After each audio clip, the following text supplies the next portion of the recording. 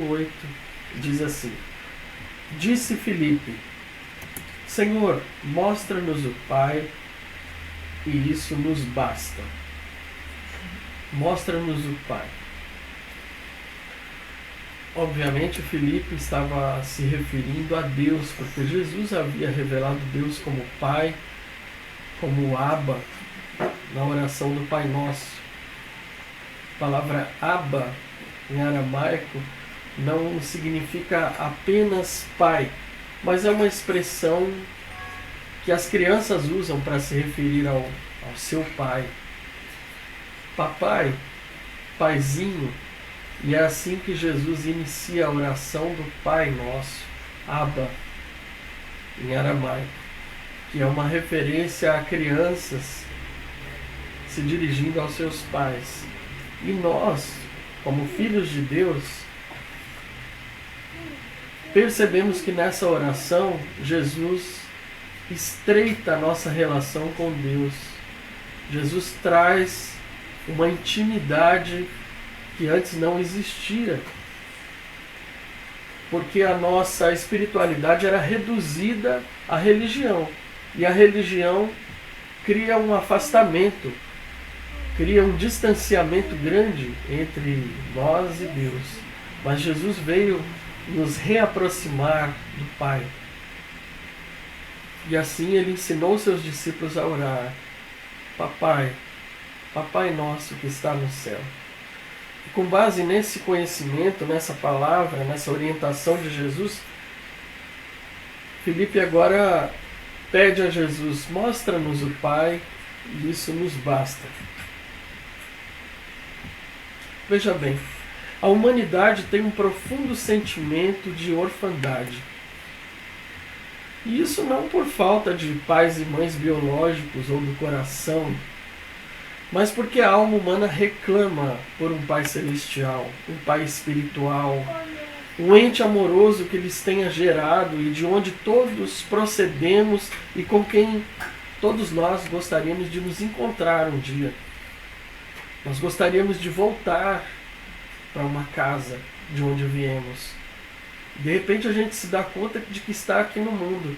Nós temos nossos pais, evidentemente, pais que nos geraram biologicamente, ou pais que nos criaram, pais do coração. E temos amigos também que se tornam nossos pais, nossos conselheiros.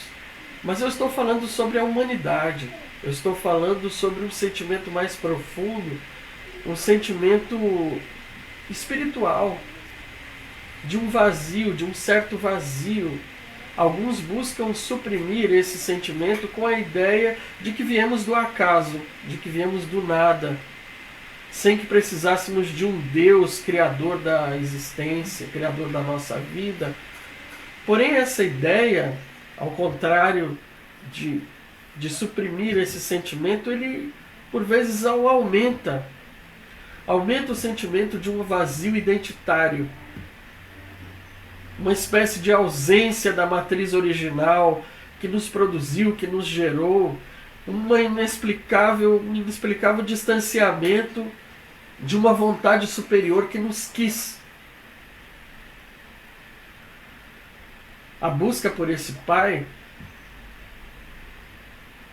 foi o princípio da religião.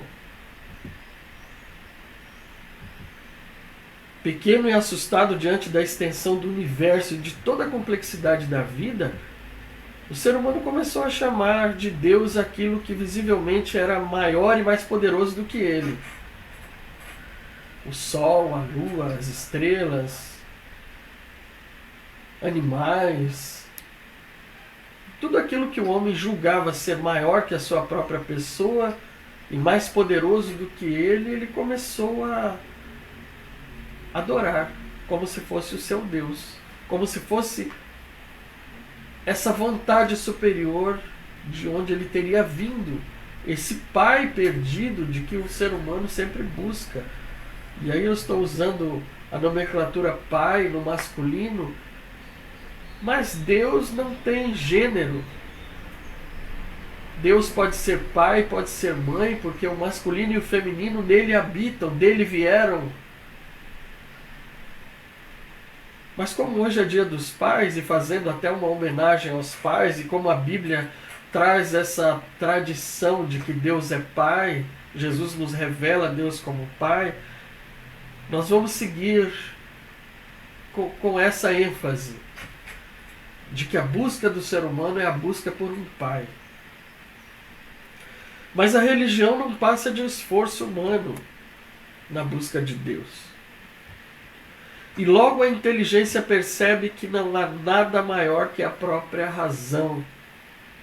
Então, as coisas que os homens chamavam de deuses já não são mais tão poderosas, e o resultado último do caminho religioso é sempre o de um Deus feito à imagem e semelhança do próprio ser humano. Os deuses começam a tomar forma humana, porque o ser humano começa a perceber que não há algo superior na criação do que a própria inteligência, do que a sua própria razão, do que ele mesmo. E ele passa a se olhar no espelho e se adorar. Ele passa a nutrir o seu coração dessa religiosidade voltada para si mesmo, para a autolatria, a idolatria do seu próprio eu, do seu próprio ego. Mas onde está esse Pai, então, se ele não é nada superior a nós, visivelmente, fisicamente, se ele não é nós mesmos? Onde está o Pai? Quem poderia suprir esse desejo infundido desde sempre no coração humano? A resposta para essa pergunta está no texto que nós lemos, na revelação que Jesus nos trouxe. E ela pode estar mais perto de nós do que nós possamos imaginar. No texto nós lemos que Jesus inicia uma recomendação aos seus discípulos de que eles não fiquem perturbados pelo sentimento de orfandade. Não fiquem perturbados, não perturbem o vosso coração. E ele diz isso porque ele estava partindo desse mundo. Jesus sabia qual seria o seu caminho dali para frente, o caminho que o levaria à morte de cruz, ao Calvário. E ele estava preparando os corações dos discípulos porque os discípulos viam nele a figura de um pai. Viam nele a figura paterna, acolhedora, amorosa, organizadora de suas vidas, referencial de moral, de prática, de bom senso, de evangelho vivo, porque Jesus é o evangelho vivo. E os discípulos olhavam para Jesus e não imaginavam a sua vida sem a presença física de Jesus entre eles. Jesus então começa a preparar o coração daqueles homens, dizendo: olha, eu vou para o Pai, já está chegando a minha hora, o Filho do Homem será levantado, será levado para a morte. Não fiquem no coração de vocês com esse sentimento de orfandade, como se eu estivesse abandonando vocês. Não fiquem assim. Muitas vezes, esse sentimento, mesmo quando nós conhecemos a Deus e sabemos na nossa mente, com a nossa razão, que Deus é o nosso Pai, ele é um sentimento recorrente, porque nós mergulhamos novamente na nossa dúvida, e a dúvida nos faz chegar a um lugar depressivo. A dúvida nos faz chegar a um lugar de vazio, a um lugar onde nós não percebemos que existe alguém superior cuidando de nós, que tem algo preparado para nós, que tem uma casa para onde nós queremos voltar. Nós temos a vontade de voltar, nós queremos ir para algum lugar. Nós sabemos que essa vida é muito pouca para nós. Mas a dúvida nos faz ir para um lugar de ausência de Deus. E esse lugar de ausência de Deus perturba o nosso coração. como estava perturbando o coração dos discípulos, ao saberem que Jesus estava para partir dali. Mas Jesus aponta o caminho da fé. E aponta a fé como antídoto à dúvida existencial. Né? Creiam em Deus e creiam também em mim, disse Jesus. E esse verbo está no imperativo. Creiam em Deus. Creiam em Deus. Se vocês me seguem, se vocês me têm referência de Pai, se vocês sabem que eu sou o Messias enviado por Deus e sabem que eu estou no Pai e o Pai está em mim, então creiam em mim e creiam no Pai. O caminho da fé é o único caminho que nos tira do poço onde a dúvida nos levou. Do vazio existencial aonde a dúvida nos leva. E o caminho da fé nos recoloca num passo, numa caminhada em direção ao Pai. Nos coloca de volta em comunhão com Ele, nos reconecta com Ele. E faz com que a gente saiba, no íntimo da nossa alma, do nosso coração, de verdade, nós temos certeza de que temos um lar para voltar, de que temos um Deus que é Pai, que anda conosco, que cuida de nós, e que preparou um lugar extraordinário para estarmos juntamente com Ele. E que não é apenas aqui nessa vida, nessa instância. Começa aqui, porque o Evangelho é uma explosão que começa no nosso coração aqui e agora, mas que vai para a eternidade. E nós caminhamos em direção a essa eternidade com Deus. Caminhamos em direção a essa morada eterna, a essa casa espiritual preparada para nós. De que Jesus estava falando com os seus discípulos. A relação entre Deus e Jesus era demonstrada através das obras que Jesus fazia. E ele disse, olha, creiam pelo menos por causa das obras que eu faço. Acreditem que eu estou no Pai e que o Pai está em mim, que existe uma relação estreita e que vocês não vão ficar órfãos. Porque na casa do meu Pai, para onde eu vou, há muitos lugares. E é para lá que eu desejo levar vocês. Eu vou preparar-vos lugar.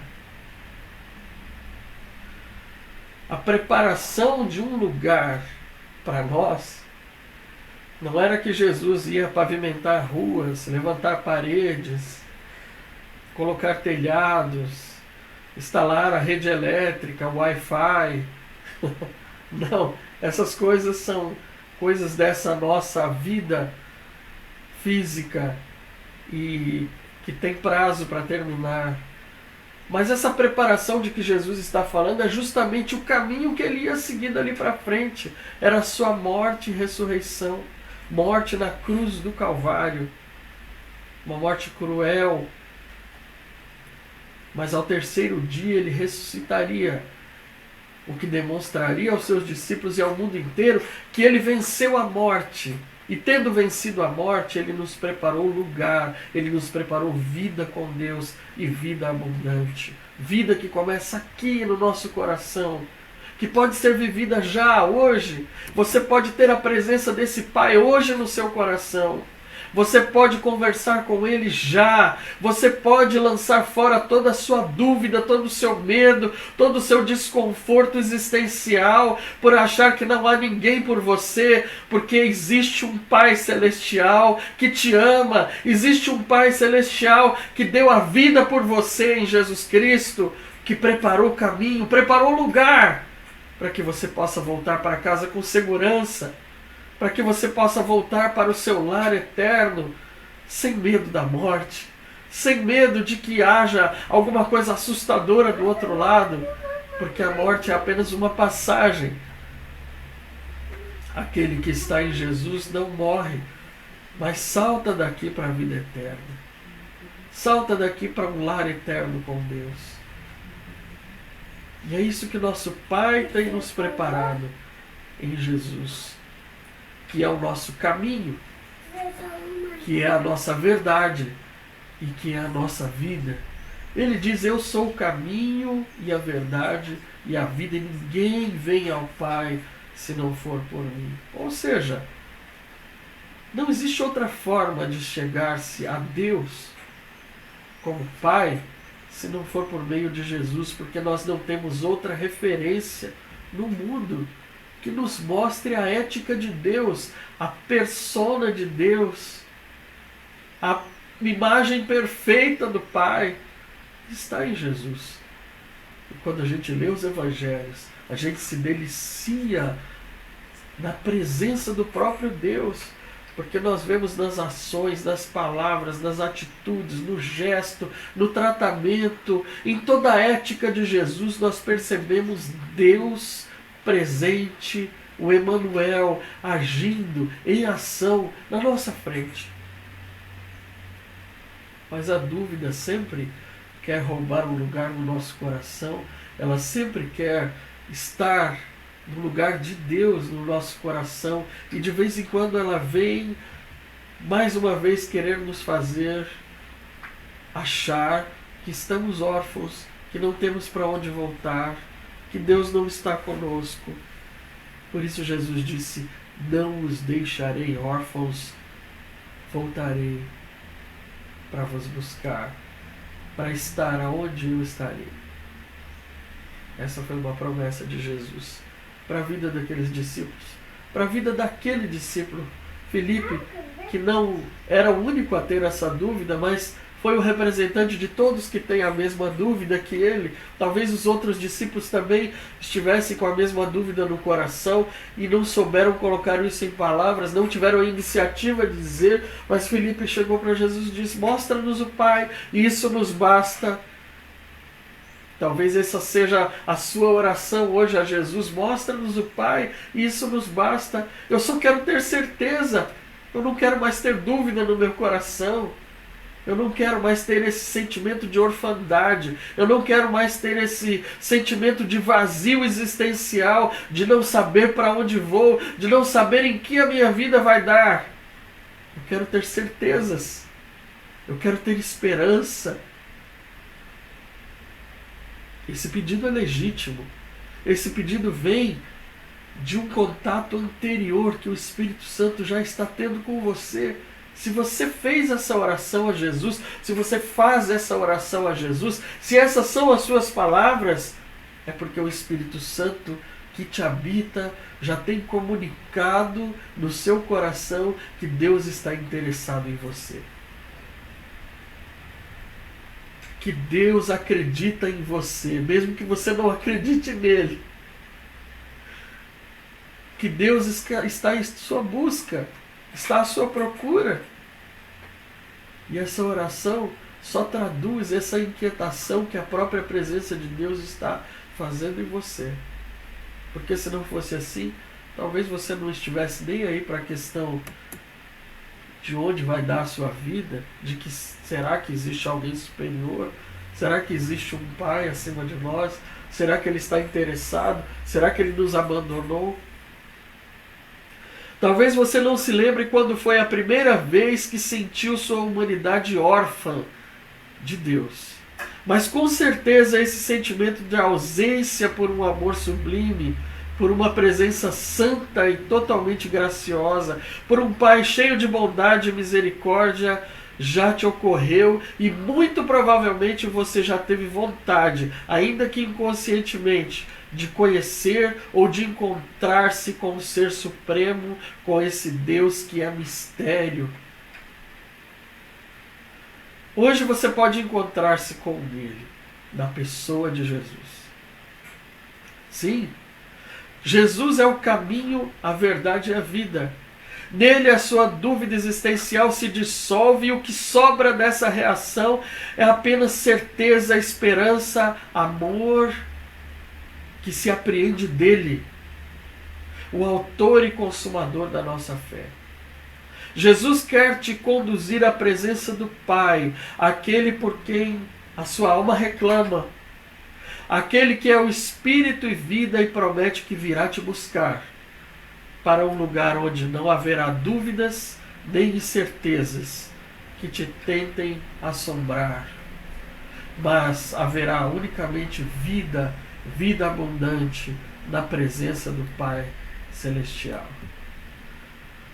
Que Deus te abençoe, que Deus te guarde.